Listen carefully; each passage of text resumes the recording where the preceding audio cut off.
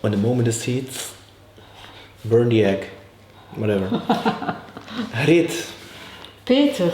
I have a very interesting question for you. Oh, tell me. What is the difference between value and price? There are many ways to get the things that we want for ourselves in our lives. But basically, it all begins with how we choose to think. Who do you think you are?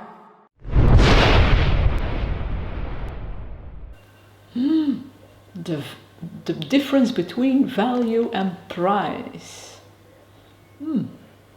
I don't know. How do you price your programs? How do you do that? Well, there is a very special way how I do that. Is it a secret? No. You take the finger.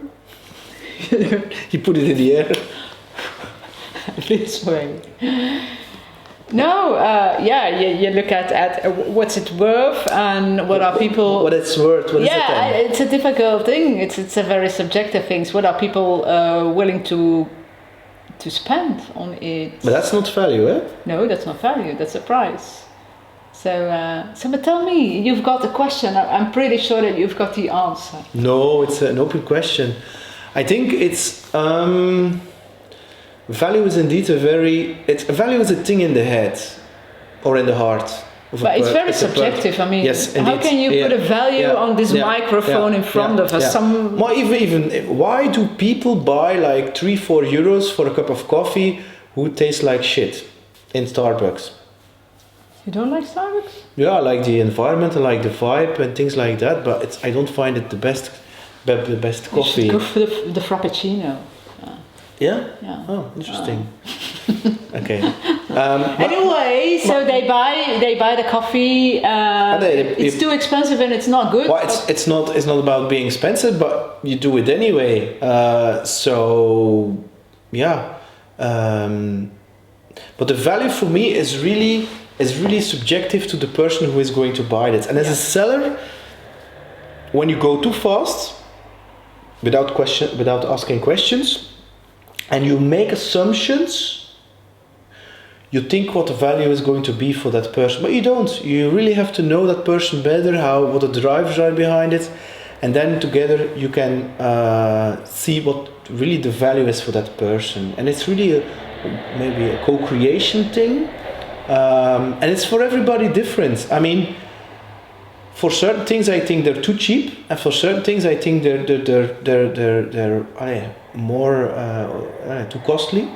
So it really depends, and it's the only thing that I can say about it is make sure, and you can test that or verify that with your customer, that he or she perceives that the value is higher than your price. If you have done that, then you have exceeded their expectations, and then you have a happy customer.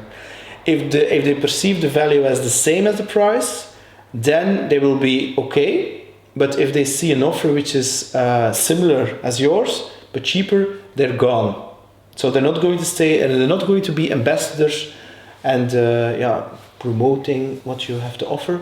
And of course, if the value is perceived lower than the price, you're a dead man. Well, you're not dead man, but I suggest you go into a conversation and to learn. Yeah.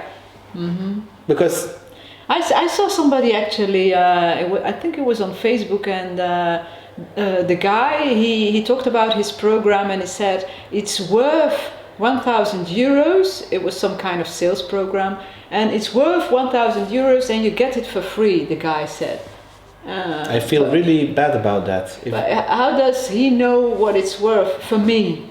It might be worth a lot of money for me and no money to you, or vice versa. I mean, that's for me like psychology, marketing trickery, and there's nothing wrong with that. No. I mean, everybody. Like me too. It's a game you play. So when they say, it's normally 147 euros, but for you and Black Friday it's 100 euros.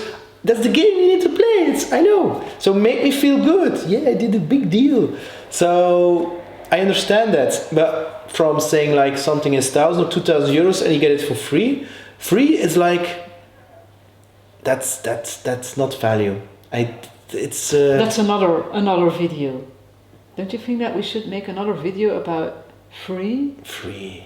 Yeah. Free are in 70s rock bands. All right now. See you later.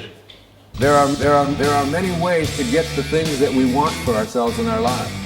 But basically, it all begins with how we choose to think. Who do you think you are?